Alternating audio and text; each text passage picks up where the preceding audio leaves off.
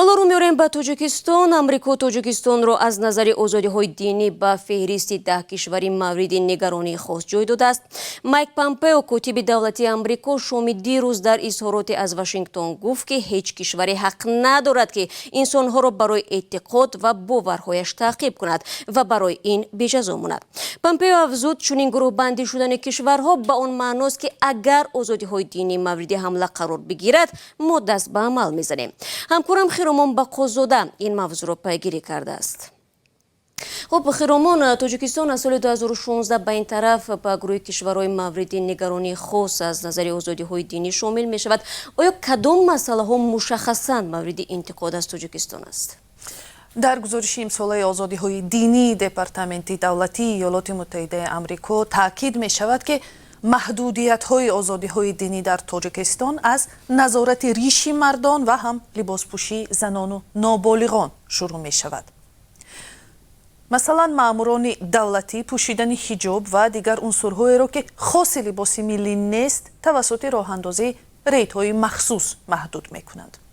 انتقادهای دیگر از تاجیکستان در گزارش دپارتمنت دولتی به پایمالشوی حقوق اقلیت‌های دینی مثل شاهدان یهوه، بسته بودن در مسجدها برای نابالغان و دیگر مشکلات اشاره میکنند. خیرامان، آیا تا حال واکنش مقامات در تاجیکستان به این گزارش دسترس شده است؟ چون در گذشته ما میدونیم که بسیار چنین تنقیدها را مقامات قبول نداشتند. بله شهلا، مقامات تاجیکستان بین اندیشه هستند که این گونه ارزیابی‌ها و هم انتقادهای سازمان‌های بین‌المللی بسیار وقت بی‌غرض یا عادلانه نیستند.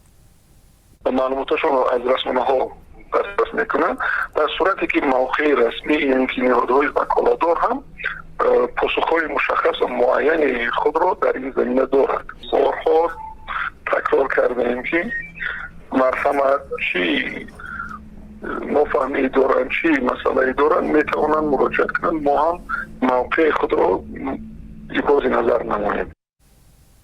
ولی حامیان حقوق از انتقادهای دپارتمنت دولتی ایالات متحده آمریکا پشتیبانی میکنند و میگویند امیدوار هستند که در دوشنبه مقامات از پی اصلاحی وضع خواهند شد.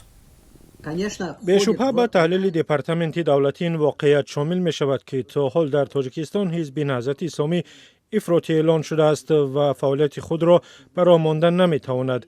در زندان‌های تاجیکستان حداقل از 150 تا 300 زندانی سیاسی و زندانی‌های اعتقادی حساب شدند و مقامات تاجیکستان از اینترپول در کشورهای گوناگون جهان از جمله روسیه، حتی یونان و ترکیه با هدف‌های سیاسی و دینی سوء استفاده می‌کنند و ما سال گذشته دیدیم که ژورنالیست دلیر شریپوف بر اساس اتهامات افراطگرایی حبس شد. ما نظری حامیان حقوق و مقامات توجیک رو شنیدیم، اما به هر حال آیا اهمیت این گزارش و تاکید به مشکلات کشورها چه معنی دارد و تا کجا میتواند پیامدهای داشته باشد برای این دولت‌ها؟ هدف اصلی چنین ارزیابی‌ها از حکومت‌ها تقاضا کردن رعایت شدن آزادی‌های دینی انسان‌ها است و اگر کشورهای شریک آمریکا این مشورت را رعایت نکردند، واشنگتن در موافقت در مشورت با کنگره میتواند به کشور تحریم‌های اقتصادی جاری کند. تشکر بینندگان عزیز. همکارم خیرامان بقازاده بود با خلاصه‌های اظهارات نوی آمریکا درباره وضع آزادی‌های دینی در تاجیکستان. شما برنامه خبری رادیو آزادی را تماشا دارید. در ادامه درباره با خانه‌های نو تامین شدن ساکنان سیل‌زده نویه فرخار و از تاثیر زهر کژدم‌های مصری میگوییم که برای معالجه آدمان استفاده می‌شود. اما قبل از آن یک آگهی را ببینید.